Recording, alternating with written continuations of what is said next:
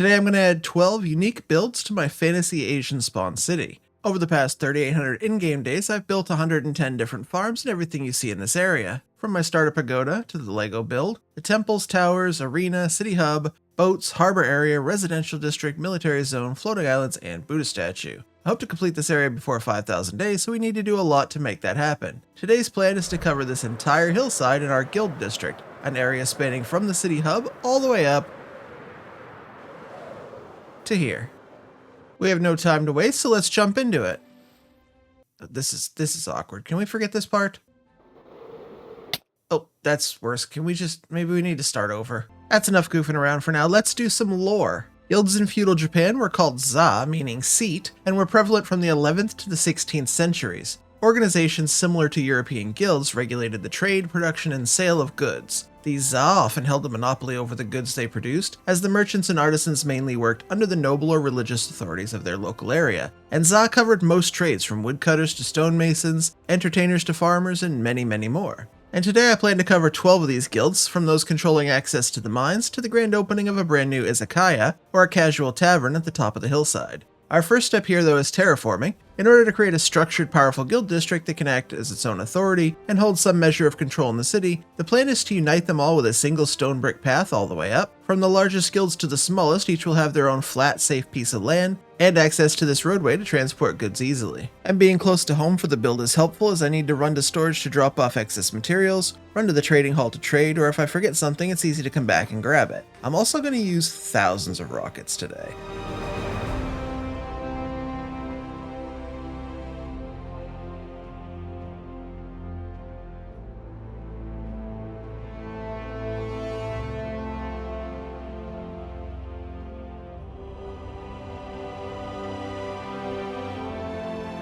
Okay, here's where I'm at. The land has been shaped fairly close to its final form. There are flat, grassy areas to put each of the 12 builds on, and the path I outlined ages ago is finally going to look like a proper road. I need it to be wide enough to accommodate foot and cart traffic and still give each build space. At the end of the day, I'll also fill in the holes in the mountain and make it look nicer. And during breaks in between builds, I'll take the time to repair at my villager hall, mostly trading iron for emeralds and emeralds for either quartz blocks or bottles of XP. If you're interested in the stats side of it, I've now traded with villagers over 84,000 times.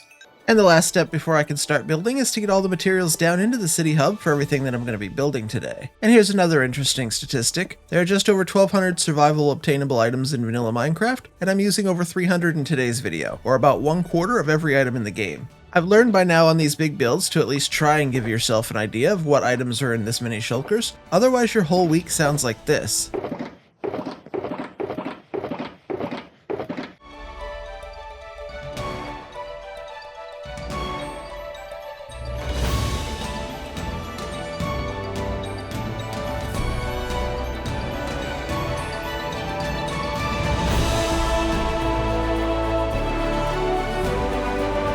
With over 2/3 of the road in, let's take a quick look. You can see some of the flatter areas and the ones that are already prepared for builds. I think over here I'll put some sort of water feature coming out of the mountain, so I marked it with mossy stone bricks. And once the initial road was in, I compared it to my only other attempt at something like this. My first road path up a mountain like this was jarring, a bit out of place, and lacked any smoothness. I'll need to fix this up later. I'm not yet fully happy with the lower portion of today's, but it's a measurable improvement in every other way. Just this bottom needs fixing. It looks like it's inside out or something. I'm not sure.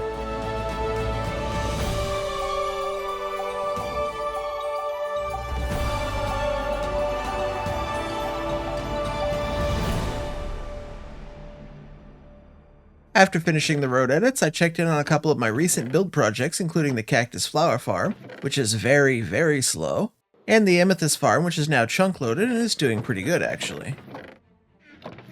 I'm going to begin the builds with the Mining Guild. While za did not generally deal in mining themselves, they often controlled access and sale, so in this case I'm going to build their spot directly over the entrance to the mine shaft. You can go mine for anything you want in our region, but if you want to do it here, at home, you need to literally go through this guild. And because the build is all about access and not what's inside, it doesn't really matter how big this build is. What matters is that it completely covers the entrance to the mine and keeps people out who are not allowed in. Outside of the guild, I want them to be flaunting their wealth. They've got a prominent spot close to the city hub because as guilds go, they're pretty wealthy. This showcase of their wealth also gives me a fun way to display some of my own trophies from the world, including stone, diamond ore, and deep slate coal. I still do need some deep slate emerald though.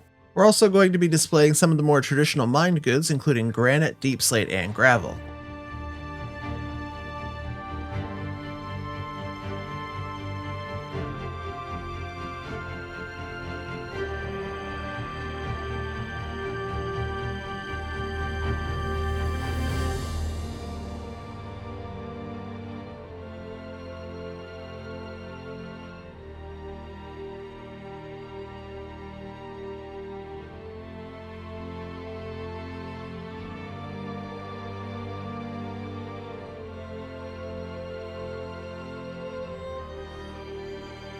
I'm going to add a few clay pots to finish this up, but essentially this is what I'm after. When you approach the guild, you can see it's built into the ground around it. There's no way around them except to go through. And when you do enter, it's a plain build so far, but the mineshaft entrance is the most prominent bit.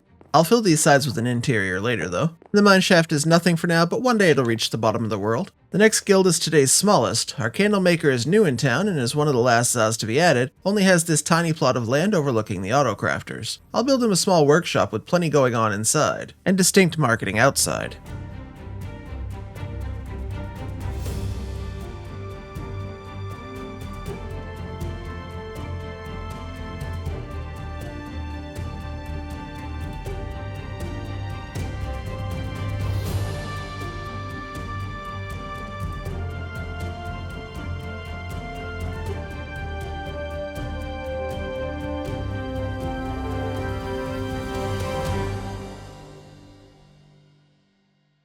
Lore-wise, the candlemaker decides to use his friendships formed on the harbor to trade for some of the banners. Showing off his custom candles above each colored banner will drive traffic to his tiny shop, and this must be him here. His entrance is adorned with more candles and the wide doorway hiding the tiny room that he works in well.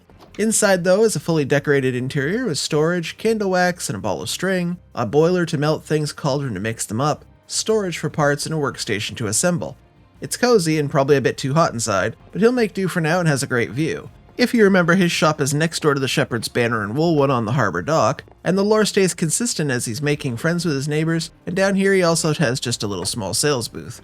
Medicine and healing in a fantasy feudal era is very basic. Keep in mind that this era that I'm covering is something like 200 to 400 years before the bubonic plague killed 50 million people in Europe alone. Even through the 16 and 1700s, doctors routinely made house calls. So this guild is more of a place for those who need a bit of out-of-home care, not a full at-home treatment. The beds are going to be on the floor so it's easier to get people laid into them, and the big open-air windows provide circulation and airflow so the sickness doesn't stay inside with them. I'll add a little desk and some storage for supplies, but even though the healers of the city have this guild house, it's not their primary place of actual work.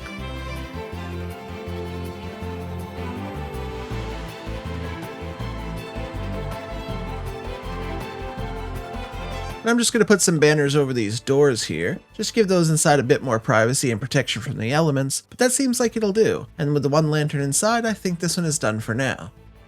Although most Za did not have a lot of influence, power, or even money in the feudal age, with most of it going back to the nobles who supported them and the merchants even sometimes seen as the lower classes, we're dealing with the later end of that time period here, and they've started to gather a bit of influence and money simply through their trade and their necessary skills. One of those very necessary skills is with our next trade, the Shepherd. As our keepers of sheep and wool, this guild is responsible for clothing, bedding, signs, banners, artwork, as well as many string products like fishing rods and candle wicks. When we repopulate the city with villagers and livestock, I'll move his sheep in, but for now I'll create a nice pen out back, a couple of water troughs, some wheat in a little garden to feed them, and hay bales nearby, and in a pinch they can get more from the farmers, but it's better for them if they grow their own food. This build's inspired by a photo I found while researching, and I think it fits the Shepherd well because of the raised main floor. While the Shepherd could use the bottom floor for looms and wool working, it's important that they keep the wool off the ground, dry and away from the elements. Having an elevated build with elevated storage definitely fits that brief. And that roof piece is unique and interesting. I have nothing like it in the city, so I was excited to try and replicate it.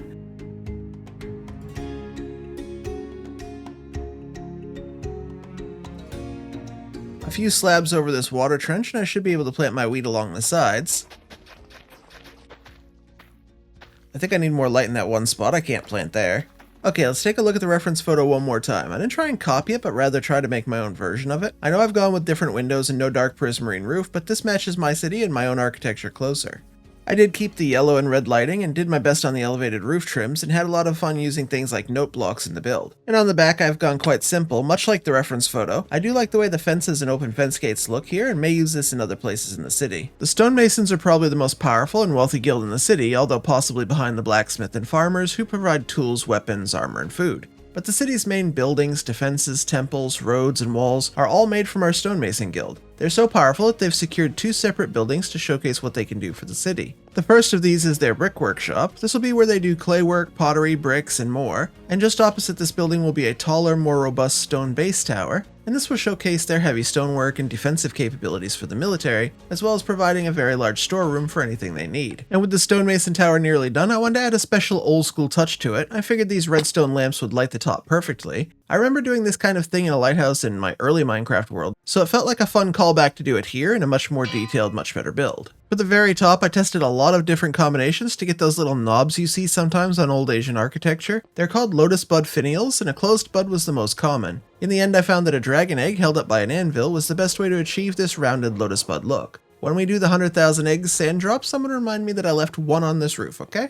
This week I did focus my builds on a certain thing, and I wonder if anyone's picked up on it yet. We're quite a few builds into the episode, so I can explain now. For a long time I've been one of those what you see is what you get builders. Wood is wood, stone is stone. And in that way I rarely built with non-traditional materials like wool, kelp blocks, or whatever other nonsense the professional Instagram builders were peddling that month. That's just a joke, I love you guys. I'm mainly a tech player. I think very A to B to C. I plan my worlds in heavy detail, and yes, I was a photographer for years, so I do have the artistic eye, but I can't draw or paint. I'm not that kind of artist. So this week's builds are mainly focused on breaking through some kind of invisible wall that I've had up for a long time. It's that wall that told me that wool's a stupid block to build a house with because it wouldn't work IRL. So today I'm focused on using blocks in ways I haven't used them before, or haven't used them in a long time. A dragon egg for a finial? Sure. Anvils as architecture? Everywhere. Wither skulls as banister knobs later? Well, if you look, there's quite a few of those out-of-place blocks this week, and it's all very intentional. It's not a completely overhauled style, it's just a peek into where my mind is in the building phase of the city. And I'm ready to do some really good gradient shading. I'm ready to do a lot more of the stuff that I used to call nonsense. I realize it isn't about the material, it's about how the builds look, and I want to nail that look for the finished city. And as we complete the blacksmith in the background of this tangent, I guess I'll just say that it's important to have really clear goals. And if you do, how you achieve them is completely up to you. In a roundabout way, I learned that from Fwip recently, though I'm not going to give context to that statement at all. Okay, time-wise, I feel like we're starting to run behind where I want to be, so let's do a quick little water feature here, YouTuber style. There we go.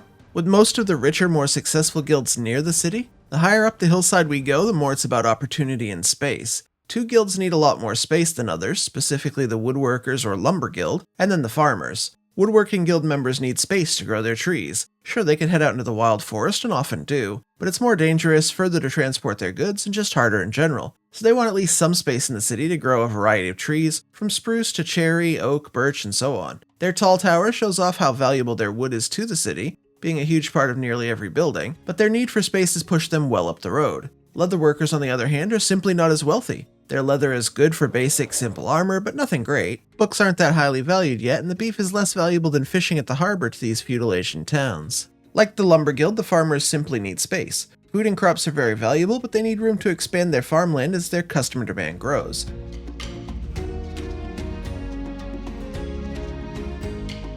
The open shop I'm giving them is more in line with a farmer's market stall field than a stone and wood guild house, but what they lack in structure is more than made up for in direct sales. And I have room to expand a wheat field here as large as I want. The carts here and on the docks are easy ways for them to transport from a further distance away as well. Entertainers, while not typically thought of as a traditional guild, do make up a serious part of the history of the era. I'm going to keep today's stage very simple and very versatile. Minecraft gives us a jukebox, so I'm going to use it. I'm going to mark out a spot for an MC or a DJ or other host to stand. And then a simple carpeted floor on the raised stage will stay dry once I add the roof, but we'll keep this area clean, safe for performers, and give them some level of traction, I suppose. Adding a small roof will protect the performers from sun glare, rain, and other elements, and then the banners provide a backdrop or separation between the stage and preparation. I imagine the entertainers waiting here patiently for their turn, and then heading up to the back of the stage area before performing. The last thing to bring up to this build is a few spare music discs. I have my main discs near my workstations, so these are all just spares I can use. And I'll add a little bit of storage just here, and then we can enjoy the tunes.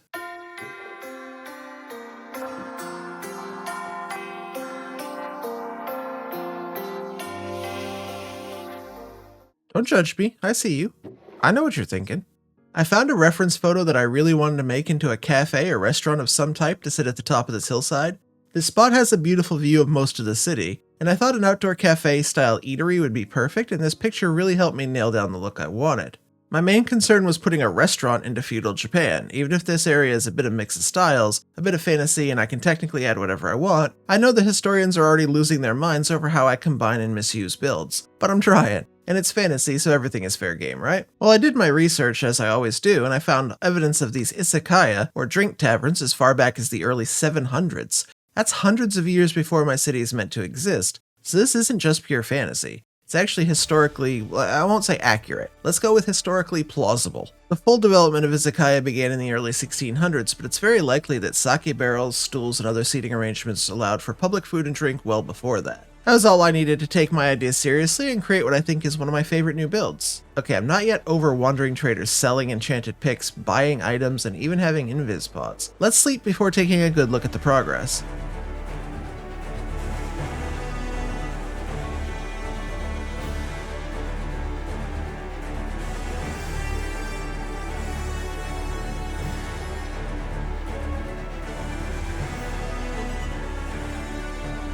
It's the grand opening for our izakaya. The floating lanterns show us the celebration of the new establishment, and you can see the anvils as railings, the wither skulls I mentioned earlier, and so many other pieces used in unusual ways. Mushroom block walls, daylight sensors as low tables, and vines as chandeliers bring it all together. Downstairs, the heavily trampled and muddy area heads into the kitchens and stockrooms, and you can see plenty of unopened boxes still waiting to be unpacked here. And I know the lore goes hard in this episode. For me, telling the story of the city is the main thing here. I've gone back now and added a lot more detail. Fallen trees, log piles, and big stumps around the lumber camp, with some custom trees, a small field of wheat behind the farmer's stall, and there's a lot more to go here in the future. I love how this city's turning out, and I hope you're enjoying it as well. There's still a lot of work yet to go. I want to plant large fields of wheat, the main city builds, big custom trees, decor, and final touches before we're done here, and I want it all done by 5,000 days. But with the residences in, the guilds now finished, the harbor and military both done, and plenty of our largest builds in the area, I'm starting to see a very clear finish line. And here's the updated map. Today I built 12 unique builds into the city, all with their own purpose, meaning, history, and lore. From the tiny candlemaker, the rich miners and stonemasons, all the way up to the beautiful izakaya overlooking the city. It's been quite a lot of work and very rewarding to see it all come together. Next episode, I'm going to build a ton of useful farms before seeing the sun come up on day 4000. I'll see you then. Goodbye.